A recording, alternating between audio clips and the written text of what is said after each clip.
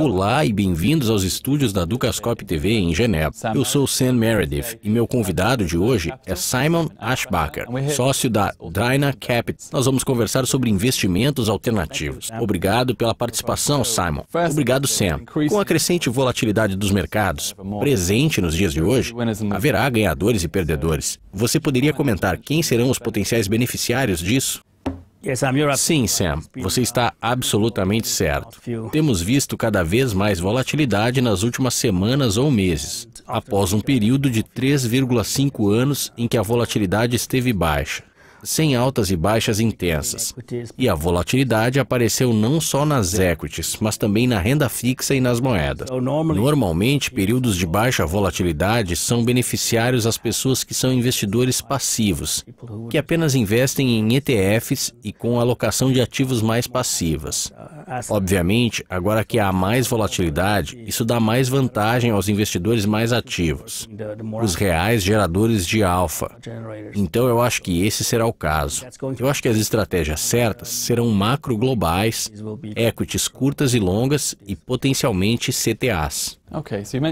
Você mencionou equities algumas vezes, e um problema real é a falta de liquidez das equities. Os preços caem muito rapidamente. Como investidores de fundos hedge podem lidar com isso? Certo, eu não acho que haja uma real falta de liquidez de maneira geral. Há falta de liquidez em certos casos. E isso tem talvez uma ou duas causas principais. Uma das causas, claramente, é que nos dias de hoje, os mercados são totalmente eletrônicos. As pessoas podem acessá-los de qualquer lugar e a qualquer momento eletronicamente, o que lhes dá acesso mais rápido e faz com que todos se movimentem na mesma direção ao mesmo tempo. O segundo motivo para essa volatilidade acentuada é que desde a crise financeira em 2008, as regras dos bancos de investimento são mais rigorosas em relação ao capital. Então, eles colocam muito menos capital para facilitar as transações. Há menos market making na renda fixa, por exemplo, com seus próprios livros. Isso também é uma causa da crescente volatilidade. Se uma situação como a de 24 de agosto acontecer, quando todos quiserem fazer a mesma coisa ao mesmo tempo, haverá uma liquidez enorme naquele momento exato. E isso é negativo para alguns players se eles não estiverem bem posicionados. Por outro lado, também é uma oportunidade. Eu posso te dar um exemplo. A ação da Celgene é um exemplo forte. Em 24 de agosto, ela caiu 22% e se recuperou em 18%.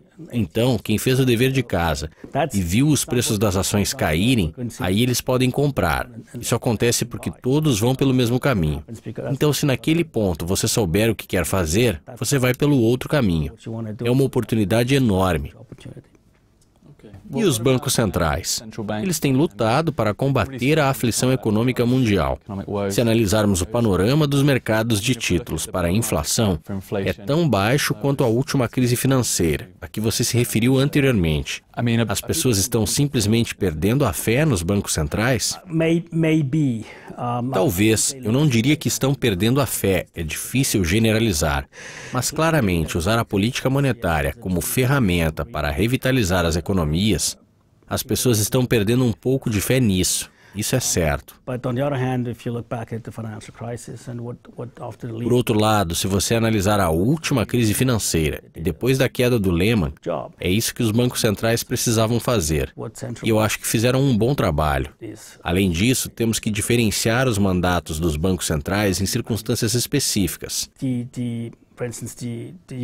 Por exemplo, os Estados Unidos têm um mandato de crescimento e também um mandato de meta de inflação. O BCE tem apenas a estabilidade dos preços como mandato.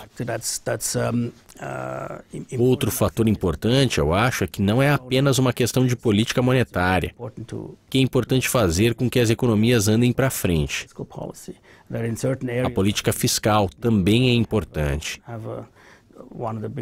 Em certas áreas, como a zona euro, um dos grandes problemas é que a zona euro tem uma política monetária única, mas cada país tem sua própria política fiscal.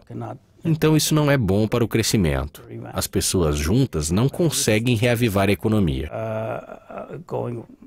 O que estamos vendo agora, com o que os bancos centrais fizeram, é que a política monetária tem seus limites, especialmente se ela não for apoiada pela política fiscal. Eu acho que elas precisam ser melhor orquestradas para potencialmente atingir o crescimento que todos precisam. Simon, obrigado por seus insights. É um prazer te receber. Obrigado, Sam. Obrigado pela audiência. Continuem clicando na Dukascop TV para assistir a entrevistas exclusivas e saber de todas as atualizações. Até mais.